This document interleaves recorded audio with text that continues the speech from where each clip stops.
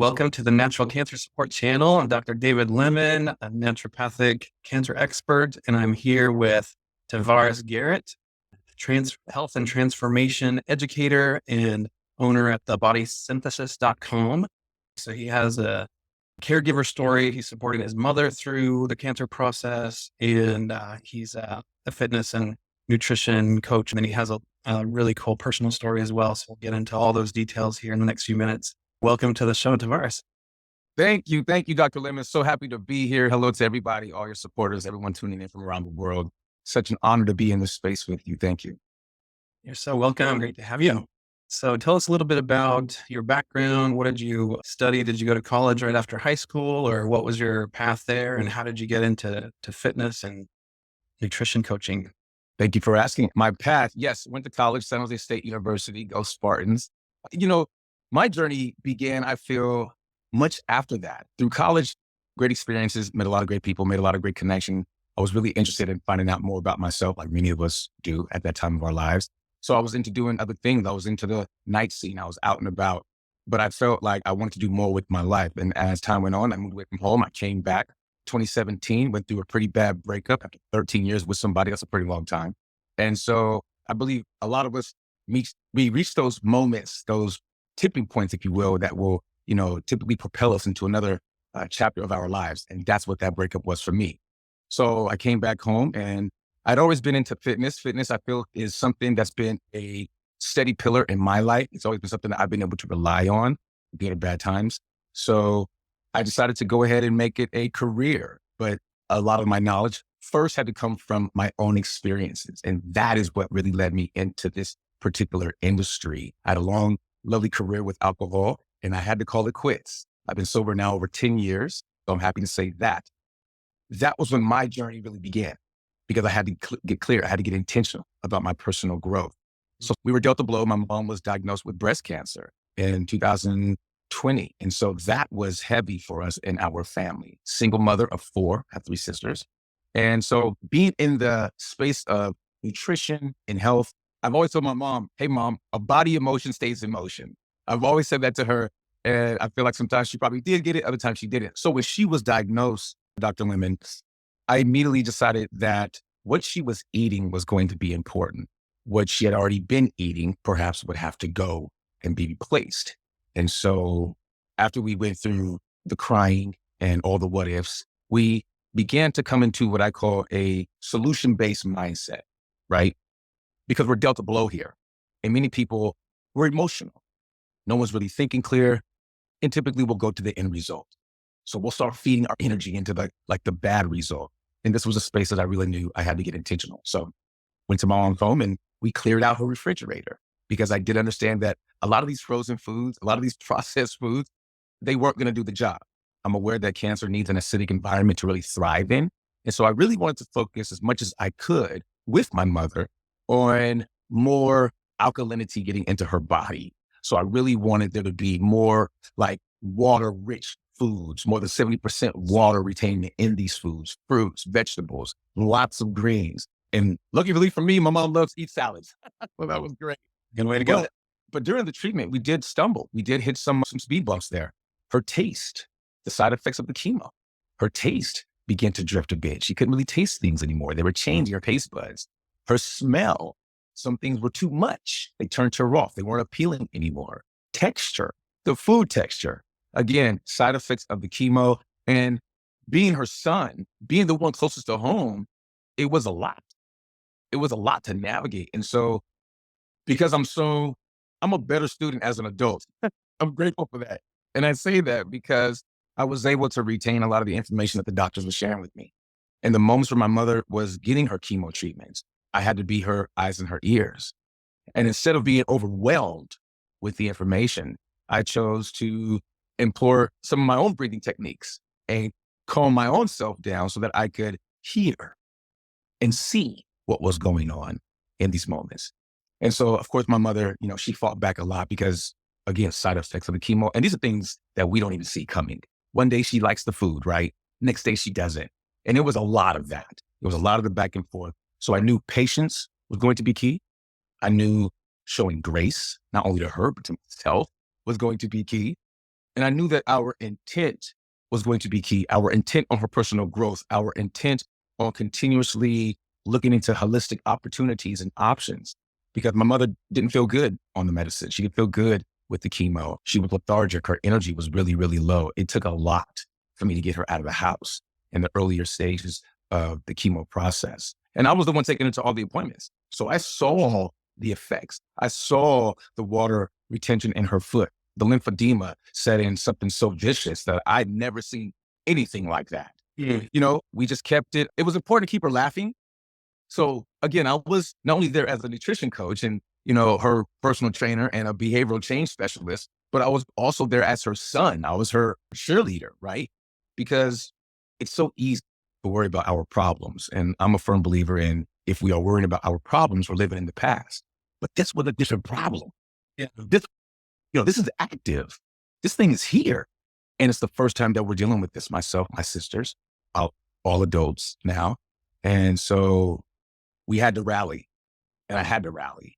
And it didn't matter if I was tired. It didn't matter if I had meetings to get to. None of that mattered. In fact, my entire life came second. My wife understood it. She came through. I love my wife. She came through like a champ and just was like, babe, do what you got to do. My schedule was all over the place. I'm a regimented guy. Okay. I'm up at 4 a.m. I'm in the gym by 5, out by 7. I mean, it's like click, click, click, click. But with my brother, I couldn't do that because cancer there's no schedule, right? Like cancer, you have to do at 5 o'clock the next day. So this was also about me being able to implement some of my own practices that I do for my members within the body synthesis. But this time it's my mom, so it's different. I couldn't approach it like I may or may not approach everyone else. I had to be very sensitive to her emotions, her vulnerabilities. She lost her hair. A woman losing her hair, man, like that's identity for them, for some. And so being able to be there to manage the emotions, to manage her energy, and it not being about me. So we made it fun as much as we could. We made the food fun, made the food appealing, colorful foods, you know, things that were very helpful. Avocados, healthy fats, healthy carbs, you know, got her away from the processed stuff, got her out of the freezer. She was always shopping in the freezer section. I can have those chicken nuggets. No, mom, these are not the real chicken nuggets you want. So keeping her energy up, keeping her attitude available to optimism, because in that space, my mother as a domestic violence survivor, it's very easy for her to worry about things and to operate from the state of survivor mode. And we were raised in that state as young kids. My beginnings are very humble. I come from violence. My mother and father had a very violent relationship. He tried to kill her in 1977. I was born in 75. That will forever live on in my memory and my sisters. So we come from that. So it takes a lot of work to not allow ourselves to slip back into what I call the program of life, because we know how trauma can really impact the mind, the body, and the spirit. And so keeping my mother and keeping her spirits uplifted during this time was paramount, because I knew the more she endured stress, the more her cortisol built up or her adrenaline, the worse this was going to be for her and better for the cancer. It would help the cancer to thrive. So food, hydration, alkaline water, in moderation, of course, because again, I'm talking with the doctors. They're telling me what is good and what isn't, you know, and then of course, helping my mother to go to the bathroom, because the chemo is just that toxic to the human. So there's a whole lot that we had to unpack as mother and son. And then of course, as professional and client, because there was a part of me that had to put my mother in this space so I could actually serve her and not be just the child. Because we both know the relationship between parent and child, it could be a touch and go, especially in a heightened situation like cancer, when emotions are thriving, they're firing, people are short, attitudes are kind of in and out. So I had to be mindful of that and manage those emotions. And then of course, be mindful as a professional and knowing when I should give a little and knowing when I should be a bit more assertive. And then of course, knowing when I should just pause and let her be. And I found through a lot of that, creating a balance for her is really what serves her best. It's not just one thing. This is what I learned. It's not just one thing when it came to her treatment. I believe it's a continuum of things. It's creating and building good habits, strong habits, It's leaving enough room for yourself to grow and to input new habits if current habits are no longer serving you. Okay. So this was a process of not only getting to know her, but also getting to know myself. I could unpack this for so many hours, Dr. Lemmon. That's why but I've never had a chance to really share this story. So thank you. I'm very grateful. I mean, I shared it with friends, and family, but it's different with a professional like yourself. And this is your field.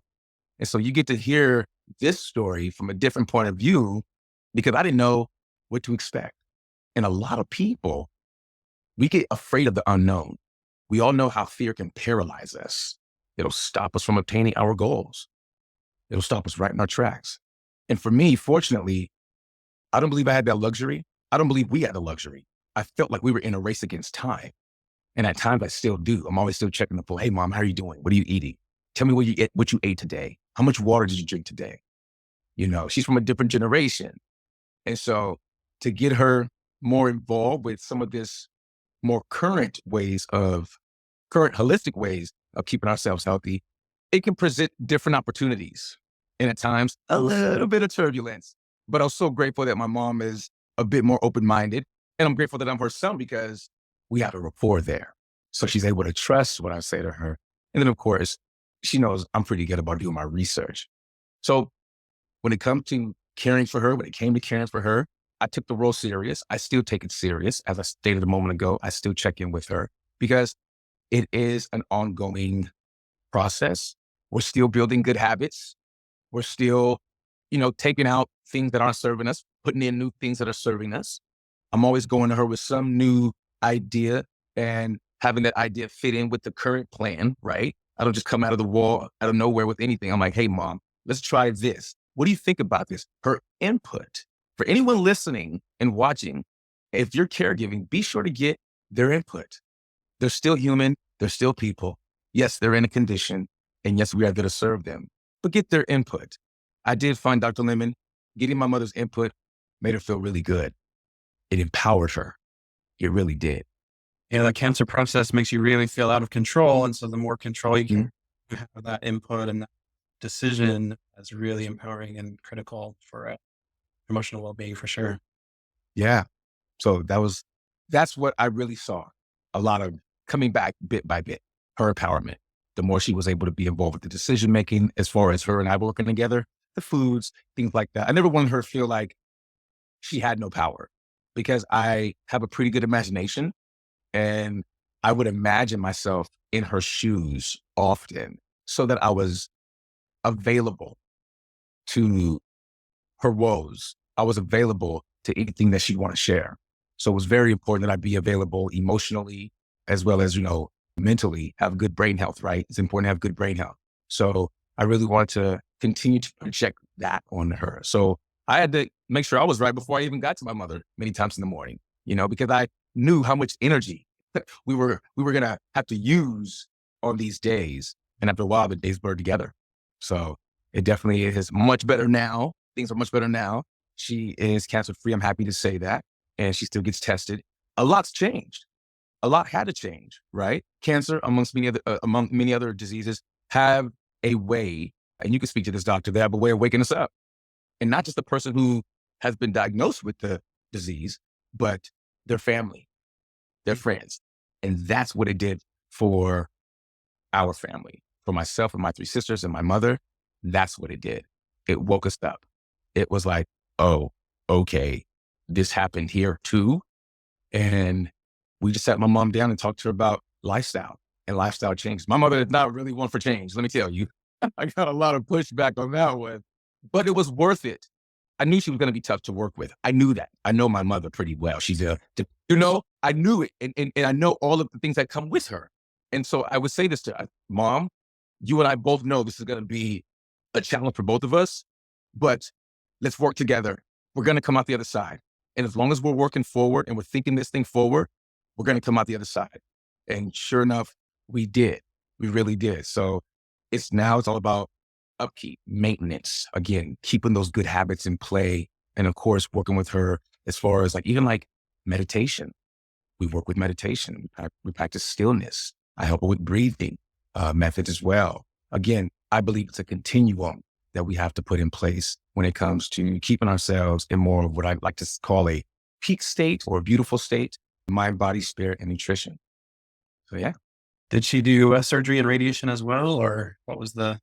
No surgery, no radiation. The radiation was, but mainly just chemo. The chemo for her, I believe, was as much as she could bear, because I'd see her for days after, like I'd stay with her after the treatments, and it really did a number on her. No appetite, as you can imagine. Again, smells really made her nauseous. So she couldn't really hold anything down, especially in the earlier part of her treatment. I'd never seen somebody so ill and so dehydrated, and she didn't want to drink water. So that was another stumbling block that we ran up against. I was like, Mom, you got to drink water. You can't not drink water. She's like, I don't like the way it tastes. There's no taste to it. It tastes like sandpaper. She kept saying that. I was like, sandpaper? And so again, her taste buds were just not like they were, not what she was used to. And for her to be in that position, to see her that vulnerable, you just want to help. So I would get her to just take sips, take a sip here, take a sip there. And I'd probably put like a little game to be like, all right, 1, 2, 3, sip. So I kept it engaging and light as possible, because the actual moment was so heavy at times. It felt excruciating for her. I remember one time I came over and she was hallucinating, and I didn't understand why. And she kept saying to me, stop laughing at me. And I said, Mom, I'm not laughing at you.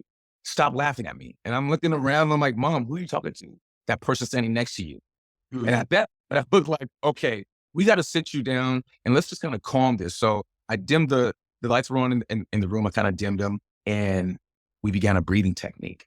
I began the technique, and I wanted her to just focus on me so that she could then relax. And once she focused on me, just watching me breathe, she then began to take note and breathe as I did. And once I got her in that place, we were able to hold hands. And just in that space, we were able just to exchange energy in that space. And I just took the lead. And next thing you know, she calmed down. She wasn't seeing anything anymore. I gave her some water. And I realized that I believe she needed some sleep. I believe the side effects of the chemo had kept her up for hours overnight. And she didn't share that with me until I started, inquiring. And I was like asking questions. Hey, how much did you eat? Did you drink some water? What time did you go to bed? I had to dig a little, because she is afraid of perception at this time. So she doesn't want me to see her this way. And many times she wanted me to not come over. So it was very tough, Dr. Lemmon. But I mean, what do you do? Like, it's your mom. What do? You have some tools that are helpful, and you love your mom, and you would trade places with her in a moment. So I knew what I knew she would tell me to do. Go over there, lend your tools, and don't leave, even if I tell you to leave. So I stuck through it, and it was such a learning experience, such an honor, really, to be in that space and to see her strength, to see her will to power through, to see her determination, no matter how sick she became, whether she was on all fours, over the toilet, or, if she was trying to get to the bathroom itself. I mean, there was just so many moments there where I was like, Mom, you could have given up at any time. Why didn't you? And she was like, because of you four. And so, when you hear that, it kind of hits you right there. And I knew then that I had to be there. I had to be there.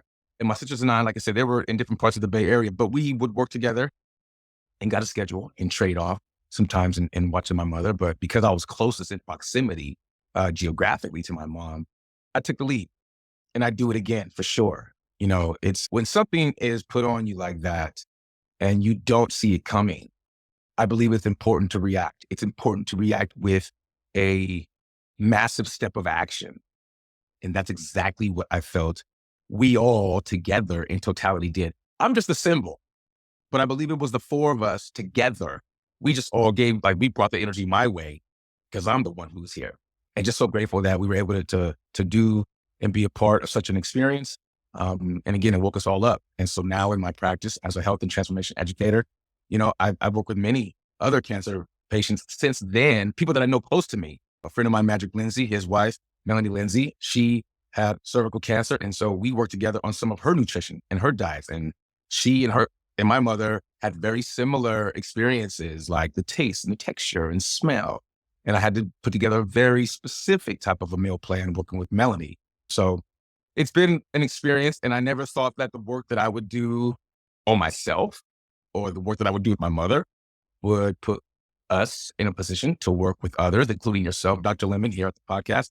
So it's, you know, this is a beautiful story, this one, but I know there's many others that don't end the same way, but I do want people to keep hope.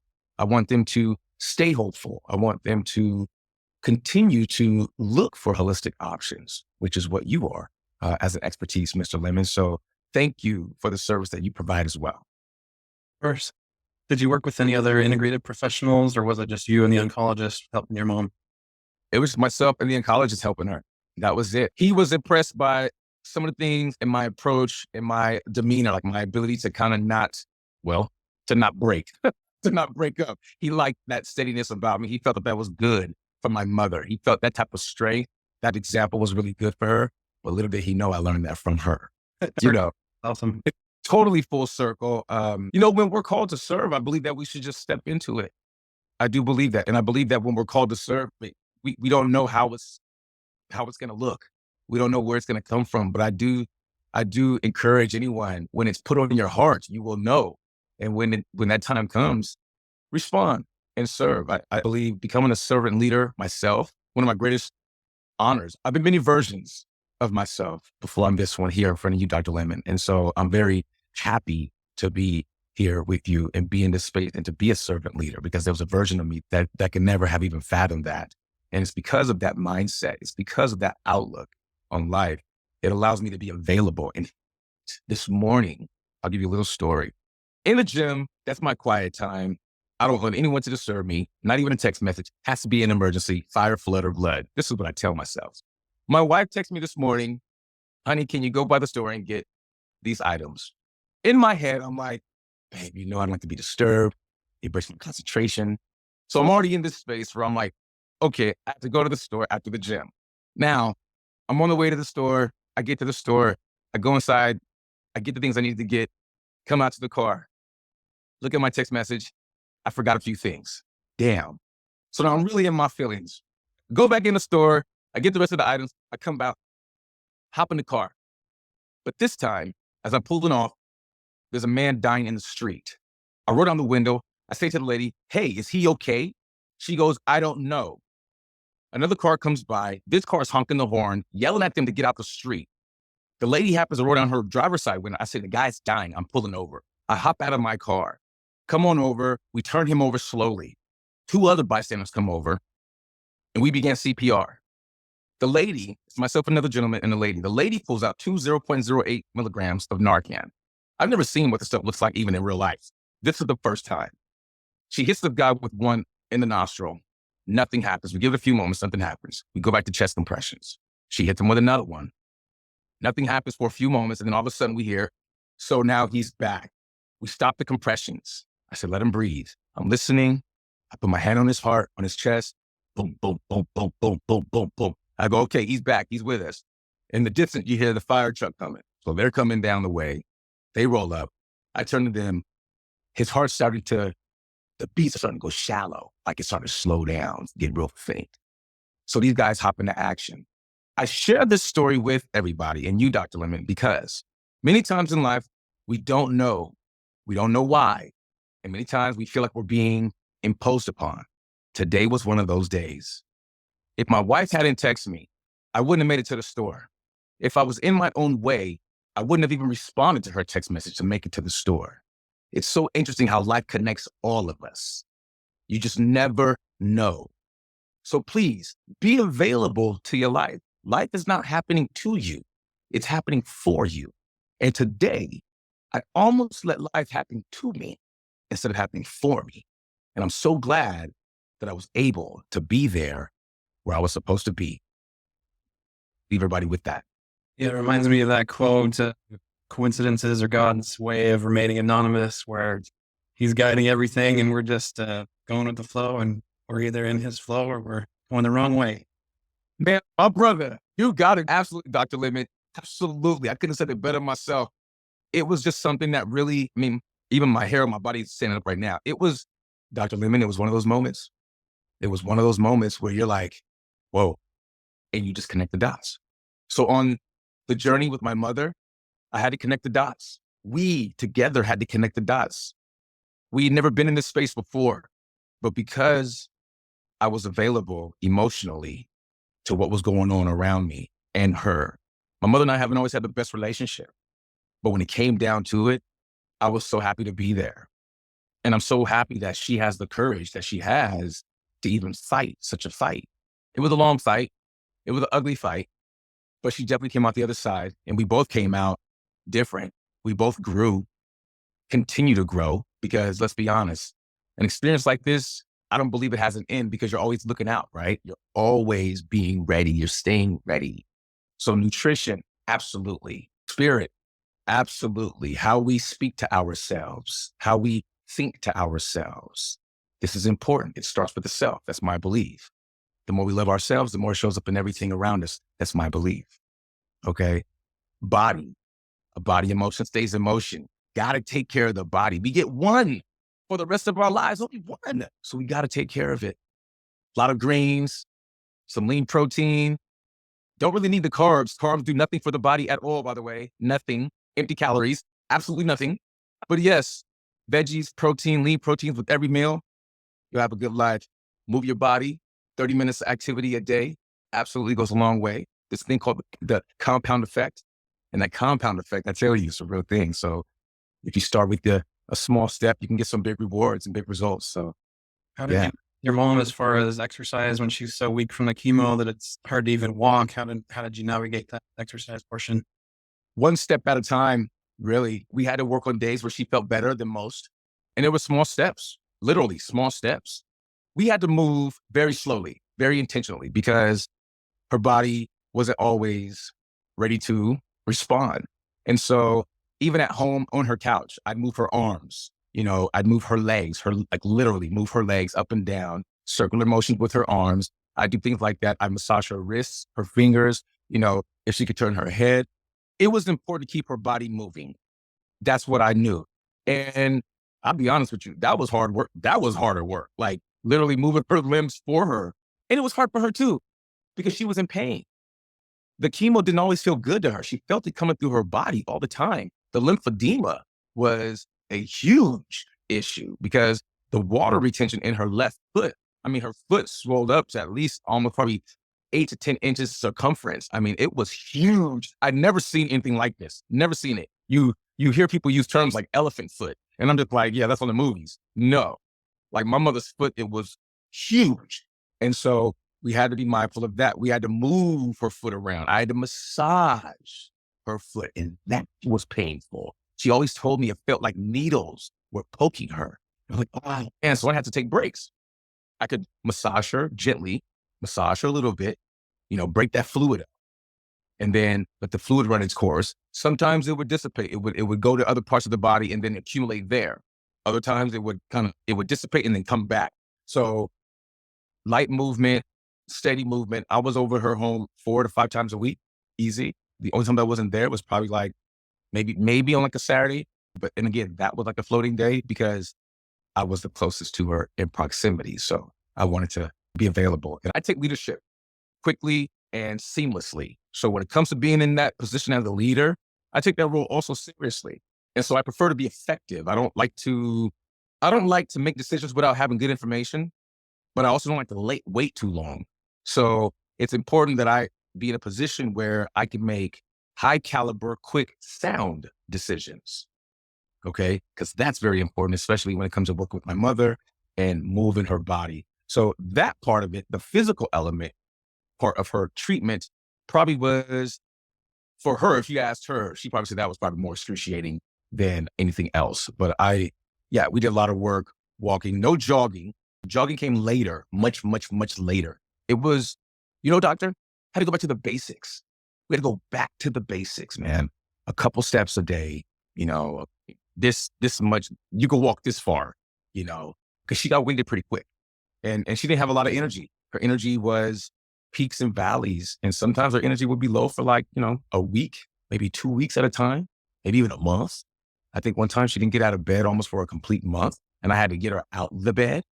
Hey, mom, let's get out the bed. Let's walk around the corner. Let's go somewhere. Let's get in the car. Let's go drive. Let the sun hit you in the face. That sort of thing. Because I knew there were times where she would also get down on herself.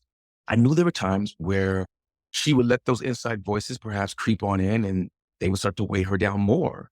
So I wanted to be also mindful of that. I wanted to help her with her mindset. And we did that. We did that through, again, meditation, reading, writing as well. And then, of course, sharing. Just sharing. Got to know my mom really well. Got to know her really well. Asked a lot of questions about her childhood. Asked her about her teenage years, because there was time where we had time, right? I mean, It's family therapy here and there. right? And so many gifts, I know people don't talk about the benefits of cancer, and I'm not about to go through the benefits of cancer, but I will say this. There were some beautiful things that came out of this experience. I will say that. I will say that we chose not to allow cancer to dictate our circumstances. We knew that it already came in packing a hell of a punch. We knew that it had the ability already to fill up our lives and completely consume the life. So we wanted to be in a position where we could meet cancer at that space instead of having cancer meet us at our space. And I believe we were able to do that and continue to do that by being owners of our temple, by understanding what we put in our mouth matters. You put junk in, you get junk out. And in this case, we were able to tie the food with the body and the spirit. And we were able to have my mother in more of a beautiful state of mind, more of an optimistic state of mind, where she could see and visualize seeing herself. I used to do that with her too. I practiced visualization with her. See yourself walking, see yourself in a beautiful state, see the future version of yourself after you beat this.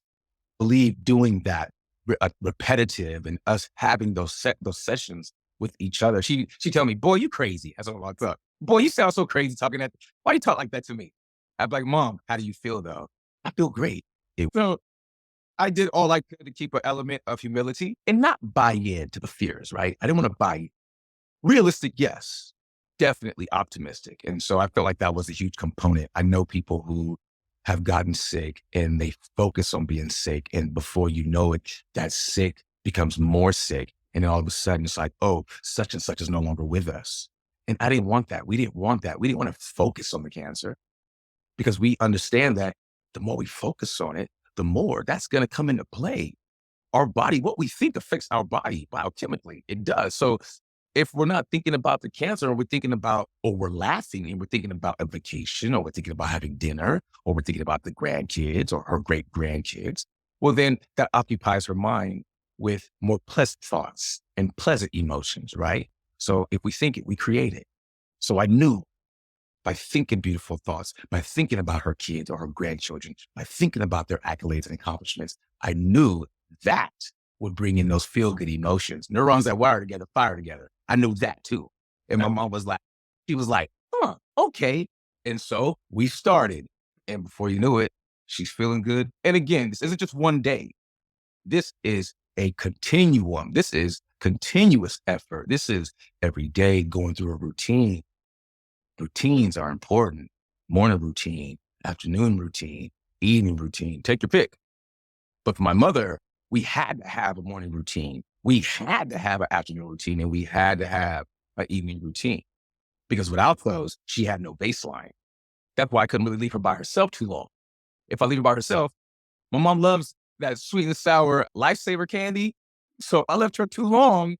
She'd find her way to those candies and she would devour them. And we all know too much sugar is not a good thing. Plus she's diabetic. So we had other things that we had to manage while just managing her cancer. But yes, a lot of beautiful opportunities came from it. A lot of great information, a lot of good growth, for sure. For sure.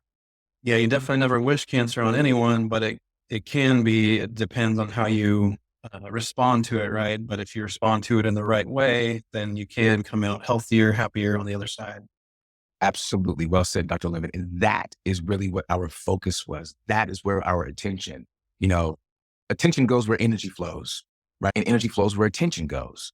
And so I knew that.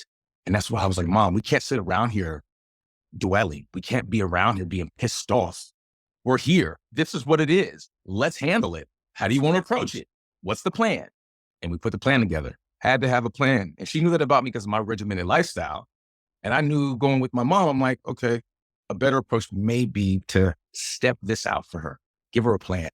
And I knew if she could see it, then she could ingest it a bit better. Me just telling my mother, hey, mom, this is what we're going to do wasn't enough. I had to write that out. I had to show her, this is what we're going to do. And feel free to input anything, anywhere in this plan that you feel may work for you. I want your input.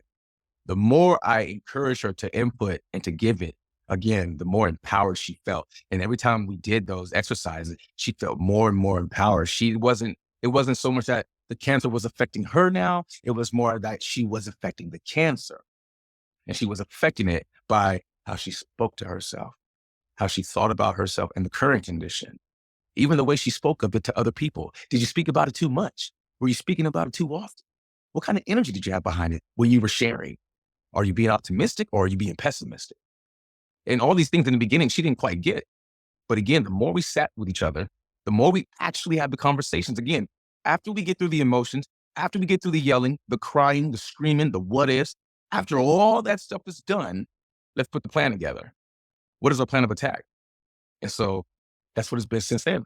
It's been being active. It's been the solution-based mindset, SBM, staying in that space and being able to function in a way that doesn't have her or me or her family constantly waiting on the cancer to return. Instead, we're focusing on moving forward, lifting as we rise, and basking in the sunshine.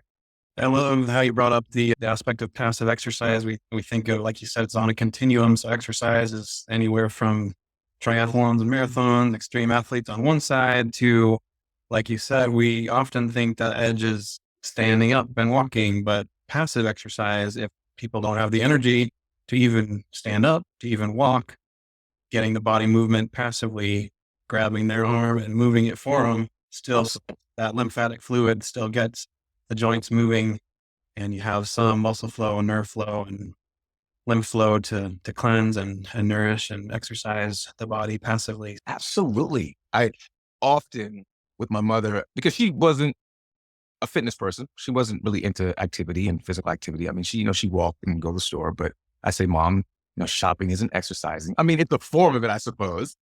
Retail therapy, you are walking. I get it. I totally get it.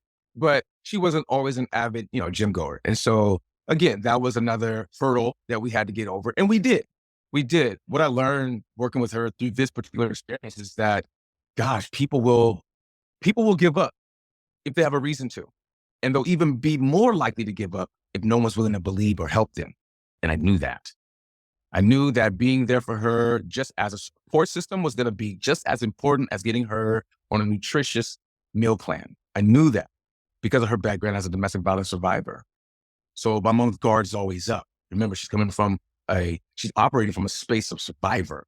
So here it is. Once again, she's having to be a survivor in her life, but this time it's a different enemy.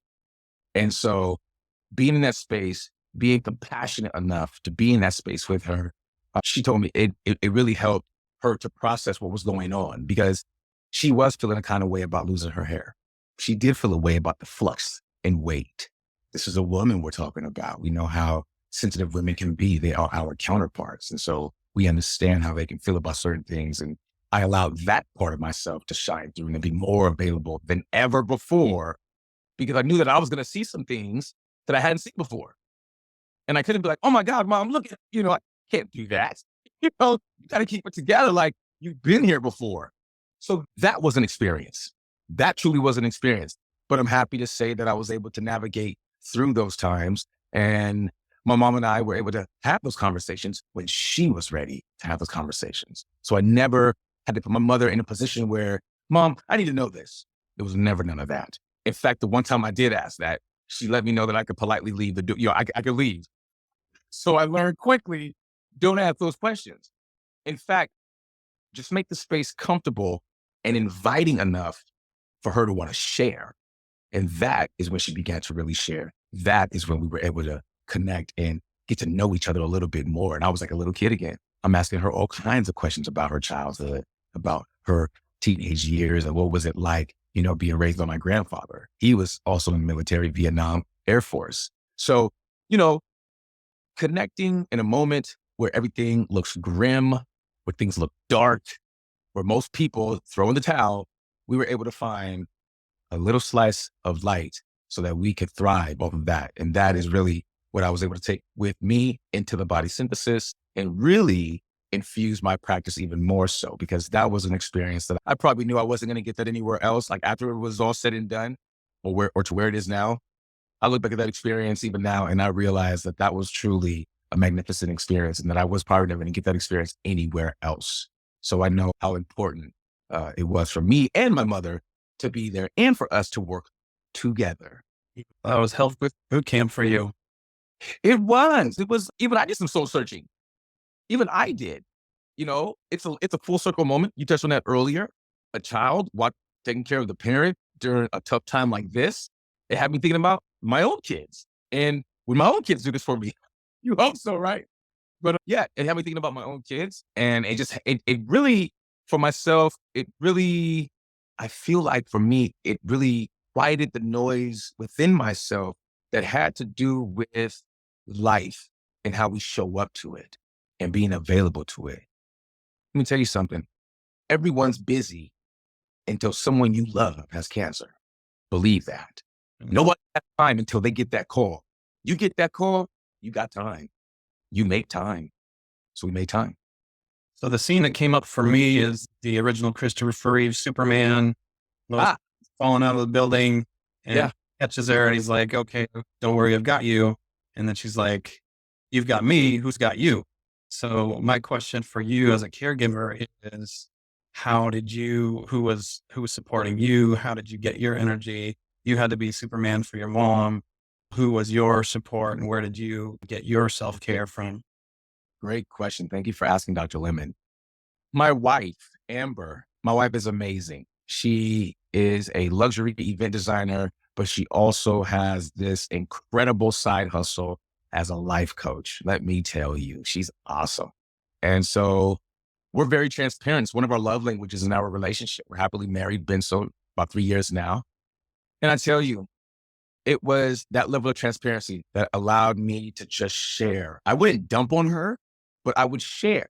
And it was a two-way. So the synergy was on and it was living. And so she'd ask questions, I'd answer, and then she may want me to elaborate and I'd answer. And then we kind of left that. So we checked the boxes, so to speak.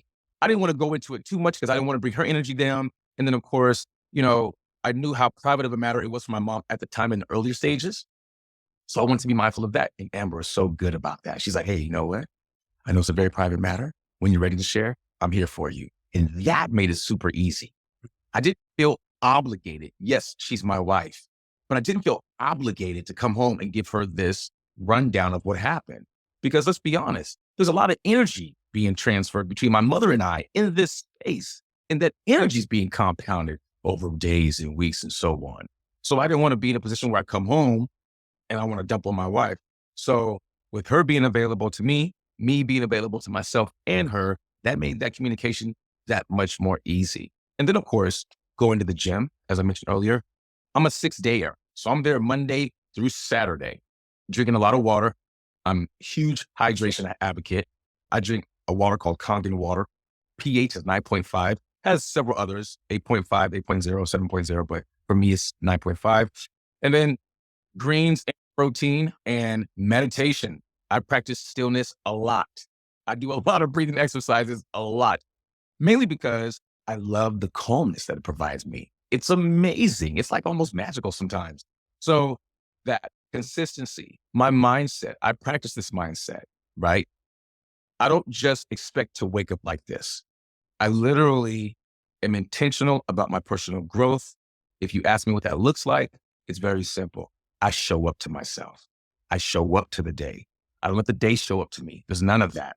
I go into the mirror. I have a method called Tavares' famous mirror talk, and it's exactly what it sounds like. And every time I say it, people smile, just like you do, Dr. Lemmon. And that tells me they get it because it's very simple. There's a mirror everywhere. Car, home, bag, backpack, even your phone. Hit the little button at the bottom. It flips it around. That selfie, that's a mirror. And we go into that mirror and we look at ourselves and we validate ourselves. We observe ourselves.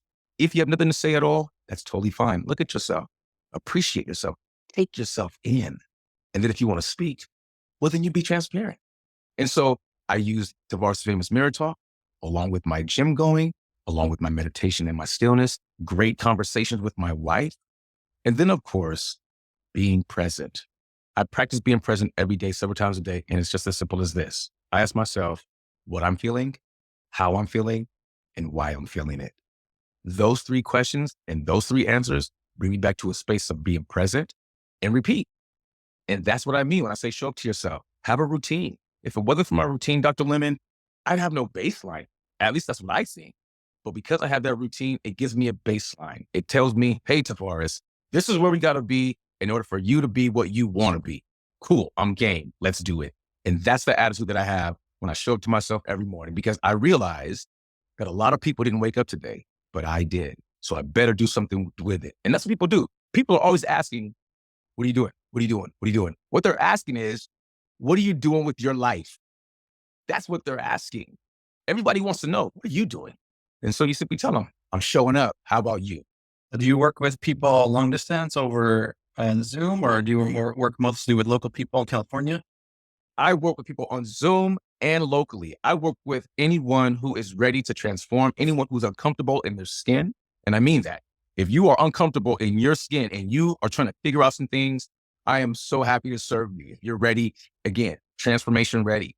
I understand how fear can work. I do. I've built my whole practice based on my experiences, and not only mine, but those are the people that I serve. And then, of course, I think it forward. I believe that great leaders can see the future. So I'm not just only working about now. I'm also looking at the future of the industry. I'm looking at the future of wellness. I also provide on-site wellness because I saw there was a gap in the industry. So I provided that as a part of my practice.